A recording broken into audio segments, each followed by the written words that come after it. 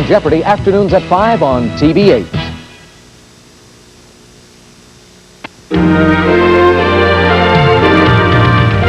This morning, the search for reasons continues in San Juan's beachfront hotel fire. Was it arson? In China, new student protests rock Beijing. Along the east coast of the United States, January is bringing stormy weather.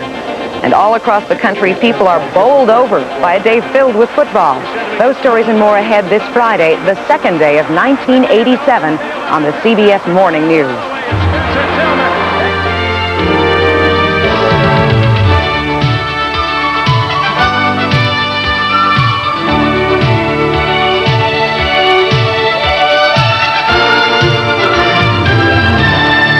Good morning, everyone. I'm Sandy Hill. And I'm Charlie Rose. In Puerto Rico, they're still searching for bodies and for reasons in Wednesday's killer hotel fire. And this morning, we'll be talking with the governor of Puerto Rico and the mayor of San Juan about the latest theories. We'll also talk with a federal expert into inquiries of this kind. Also coming up in this hour, we're going to take a close-up look at China's student unrest, find out what's behind it, and also what's ahead for students who show no sign of giving up. Additionally, we'll have another installment of Warner Wolf's Plays of the Year. But before we get to all of that, we do begin the morning with the news, and for that, here again is Douglas Edwards. Doug. Sandy, as you know, the grim search for bodies continues in the burned-out DuPont Plaza Hotel, and so does the investigation into the cause of the New Year's Eve fire that killed more than 60 people in San Juan, Puerto Rico. But as Peter Van Zandt reports, officials are almost sure the cause was criminal.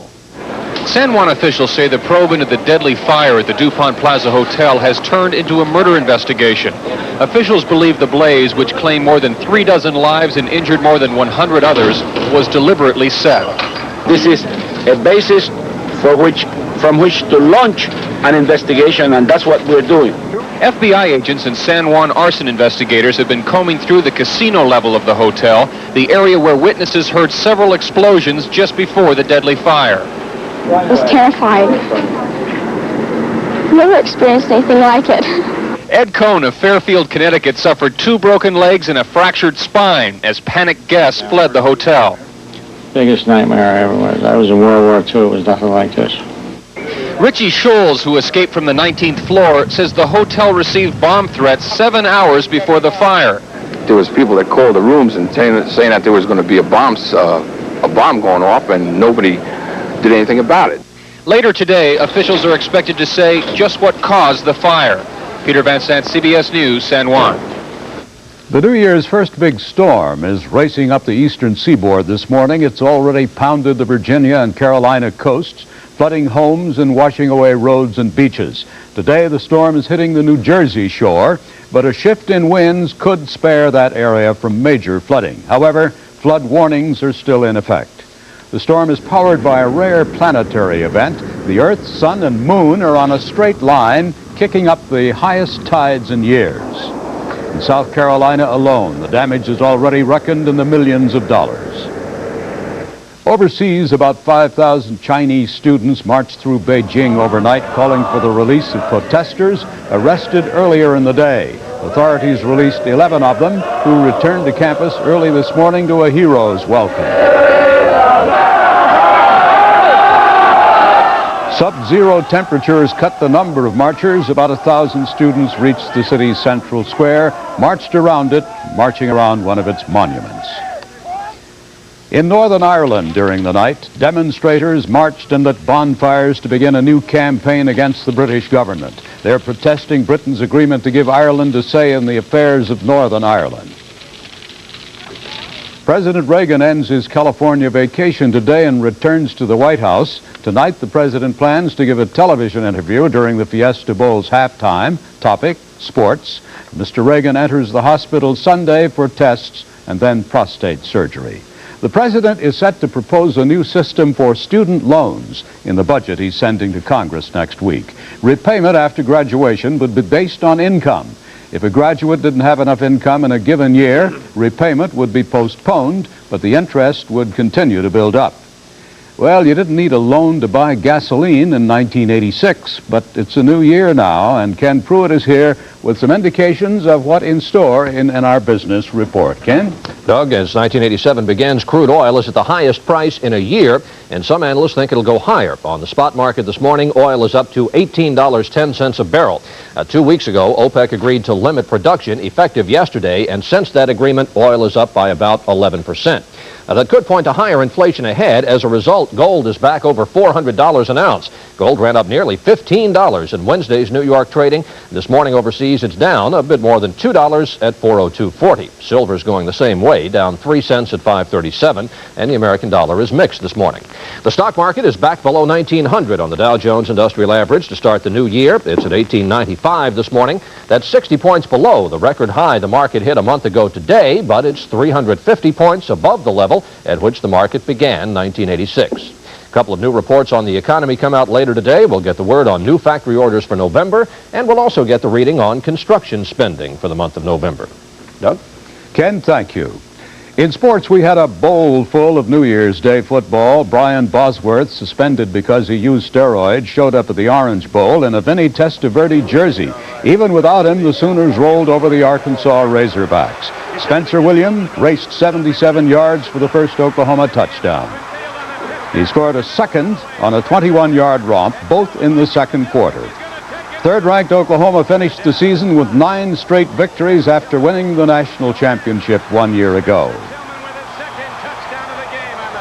At the Rose Bowl, Jeff Van Raphorst of Arizona State hits Bruce Hill in the end zone to cut Michigan's lead to 2 points at halftime. Then to sew up the come-from-behind victory, it's Van Raphorst to Hill again in the third quarter. It was the first appearance in the Rose Bowl for the Blue Devils, and they are winners. There was no parade, but lots of excitement at Christina D'Angelo's house. Her brother paid an impromptu visit. In fact, you might say he winged it.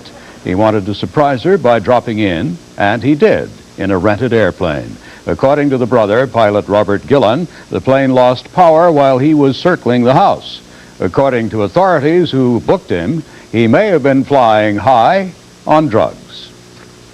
That's the latest from here at the news desk. Now we go to Charlie Rose. Thank you, Douglas. Steve Bashville is still on vacation. On the Weather Watch today is Kevin O'Connell of Los Angeles station KCBS Television. He brings us up to date now on the snow in the Northeast. Good morning, Kevin. Well, good morning to you too, Charlie. I think the only thing we don't have this morning is a surprise factor. We've been watching the storm system move across Florida right up the East Coast. We have flooding, beach erosion, high winds, a lot of snow in the Poconos and Catskills, maybe up to 8 to 12 inches of the white stuff. Right now, wind gust off the New Jersey shoreline of 60 miles an hour plus, so obviously a lot of weather associated with the storm system that continues to churn. As far as the Midwest, it's like a weather sandwich. The crust are the clouds, but the center looks like partly cloudy conditions, so a very quiet day there. Down to the south we go. This is where that storm in the Northeast today started, but they're going to be experiencing lots of sunshine. New storm may develop there tomorrow. Out to the west, storm system number 3 to talk about. First significant snows and rains into Northern California of the fresh year and the ski season as well. In the upper parts of the Sierra, the Siskiyous, and the Shasta Mountains, looking for some rather cloudy conditions and lots of snow there. That's a look at our national weather picture. Now, here's the forecast for your hometown. Springfield, I beg your pardon. Heavy snow and 32 degrees today. In Columbus, 33 degrees with flurries. For Des Moines and central Iowa, partly sunny by afternoon, our high today in the low 30s. Partly cloudy tonight and tomorrow, the low in the teens, the high tomorrow in the 30s. And for Sunday, fair, temperatures in the 30s. 24 degrees in Des Moines this morning. As the investigation of the DuPont Plaza hotel fire continues, and with it the search for more victims, the government of the city of San Juan is obviously taking acute interest in this case. And joining us now from San Juan is the city's mayor, Baltasar Corrada. Good morning, sir. Good morning. Mr. Mayor, what is the working theory at this point in terms of who caused or what started that fire? Well, of course, the matter is right now under investigation by federal authorities, the FBI, the Bureau of Alcohol, Tobacco, and Firearms, and the Puerto Rico Justice Department. There are, of course, strong theories that have to be pursued. I'm a lawyer myself, and if I were investigating, certainly I would look at the question of whether or not there was arson involved related to labor strife at the hotel. Mayor, let me ask you, how suspicious are you of the union at this point? Well, again, There were negotiations going on between the Teamsters Union Local 901, representing some of the employees and management, and apparently a couple of occurrences, small fires, had taken place a few days before. There was an ad in the radio advising people not to go to that hotel because the management was not agreeing to a labor contract. And again, these may be just implications or circumstantial evidence, but definitely the set of circumstances would require that the investigators very, very strongly look at the possibility of arson resulting from those labor negotiations. Whether or not that was the cause of the fire, we don't know, but certainly that theory has to be strongly pursued before it is discarded. To your knowledge, has there been any linkage identified between those small earlier fires at the hotel and the Inferno? Well, the fact that there were labor negotiations going on and there were a couple of very small fires a few days before while the negotiations were going on at that particular hotel, and then this big fire took place at that particular hotel, would make people suspicious that something wrong might be going on. But are we talking... But again, I don't want to say that it was the union by any means, but again, this is certainly an avenue that has to be fully explored. How much of an investigation had been ongoing before this big fire as a result of those small fires, as a result of people who were in the hotel who were being warned apparently by some of the employees to expect trouble, that indeed there was a bombing that would take place? Well, again, there is a difference between a fire and an explosion or a bombing. And what took place earlier apparently had been very small fires. Whether the management or others there paid particular attention to that in connecting it with the ongoing labor negotiations or not, you know, now you would say that they should have, but before, at times it's difficult to determine whether it's something unconsequential or not. Sure, but let us not talk so much about the hotel, but rather the local fire department that clearly had been called onto the scene to look into those small fires. Were they, what were their investigations leading toward? I don't have all the facts concerning whether or not the local firemen were actually called there. I have heard information that management handled this internally through their own security people, and because they were very, very small Mr. Mayor. There were not just even fires of any consequence. Forgive me for interrupting you, but our time is so short. There have been reports that there were explosions that preceded the fire at the hotel, this last fire. Can you confirm that? Yes, I have heard from different sources that they heard at least 3 explosions right after right before the fire began. So one were the fragments at the ballroom, one at the casino area. Okay, excuse me. So were the fragments of incendiary devices that were found, were they fragments of bombs? Well, we don't have a report yet from the FBI and the other authorities investigating as to whether they have been able to detect the presence of any device that would be explosive. But that is one of the things they're looking at. However, let me point this out. This is the very first time this has ever happened in the history of the city of San Juan. We never have had this kind of occurrence, and I'm sure it will not happen again in many, many years. I've seen tourists walking around the beaches right now, last night, yesterday, in all our hotels. Things are very quiet and normal here, and this will be strongly investigated. I, as mayor, will want to make sure that if there was a criminal hand behind this, those who are responsible be taken to criminal justice. Mr. Mayor, thank you. We'll return.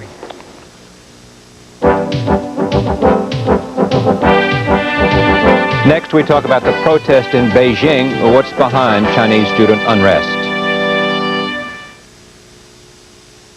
It's been a long day. Let's go to bed. Honey, there's something I'd like you to sleep on tonight. Oh? I think we should enroll in Union Fidelity's Guaranteed Life Plus. It's an insurance plan for folks age 45 to 74 that guarantees our acceptance. I called their toll-free number for free information. It came in the mail today. Sounds great, but we bought life insurance years ago. Yes, but we both know how the cost of living has gone up since then, and our current insurance may not be enough. They say in this brochure that because of inflation, a $20,000 insurance policy bought 10 years ago is now worth less than $10,000. I had no idea. But how does this insurance plan help? It pays top dollar cash benefits over and above our present coverage. And we don't have to take physical exams or answer a single health question to qualify because we can't be turned down for any reason. That's hard to believe. I mean, I'm over 50. This insurance plan must be very expensive. Wrong, dear. It's $4.95 a month. $4.95? I've compared other plans, and that rate is among the most affordable on the market for this type of protection. I'll say. That's a group rate. It won't increase for as long as we keep the coverage. No physical exam? Nope. Sounds great. Plus, it covers both of us. Yep, and you know how important that can be for a family. If something should happen to either one of us, that cash would sure be useful in meeting financial commitments like mortgage payments, Monthly bills, final expenses. completion of the kids' education. I don't think I have to sleep on this at all. My mind's made up. Let's mail the enrollment form right away, for our sake and theirs. For $4.95 a month, you too can be protected. If you're age 45 to 74, call this toll-free number today. Call 1-800-228-5450, and we'll send you a free information kit on this important guaranteed life insurance plan. Call right now, 1-800-228-5450. Operators are standing by.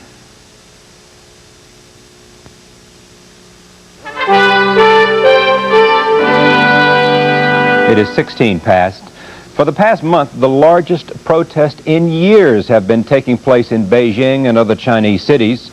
Overnight, about 1,000 students marched on the central square in Beijing, demanding the release of demonstrators arrested earlier.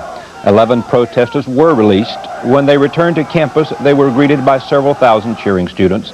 Joining us this morning with his insights on the demonstrations, Harrison Salisbury, a journalist, an author, an expert on China and Russia and other places. Good morning. Pleasure to see you again. Good morning. What's this? This is exciting stuff, isn't it? It is, really. What's the significance? Students in China have been the sparks of one change after another for the last 60, 70 years, ever since World War I. These students are protesting almost every day, larger and larger. A few get arrested, but the demonstrations go on. There has to be somebody up there who's on their side, and I think that's Deng Xiaoping. He has not spoken out, though, so far. He has not. Absolutely not. And so you read into it something from the fact that he has not restrained them.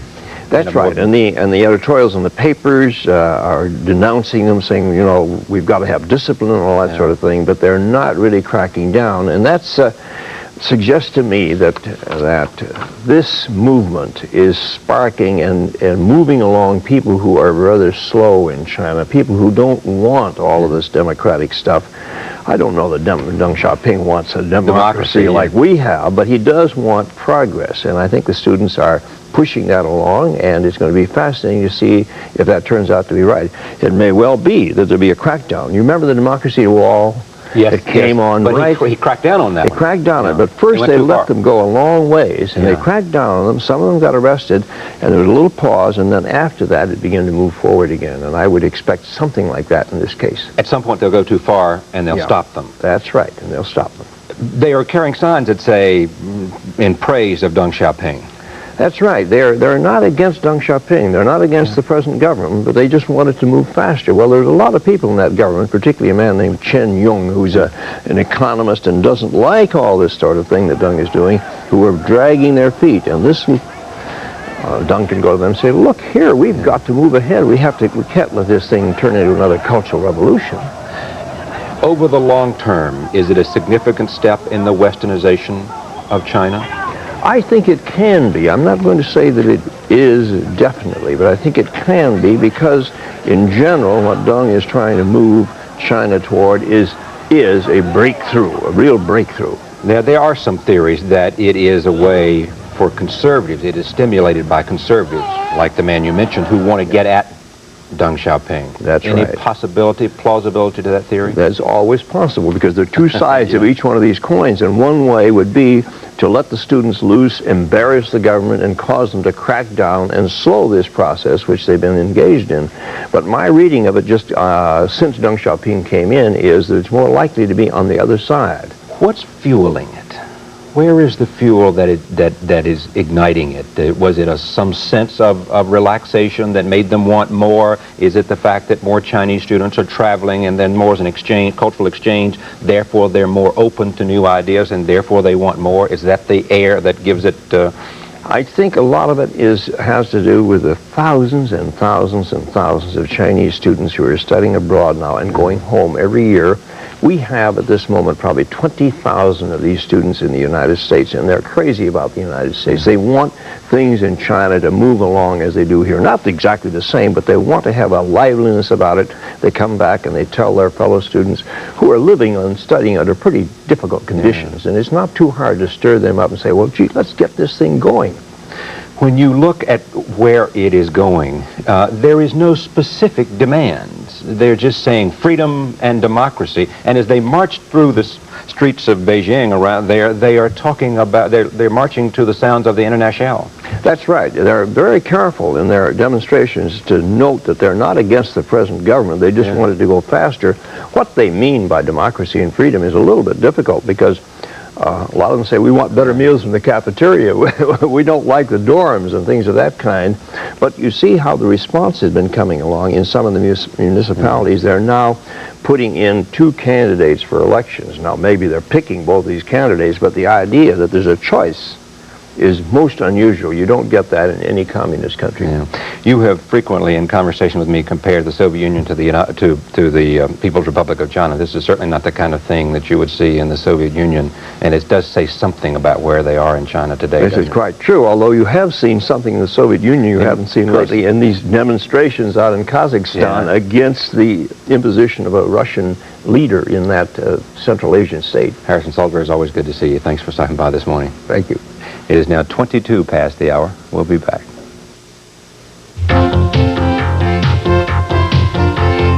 In our next half hour, Warner Wolf on the ups and the downs of the past year in sports.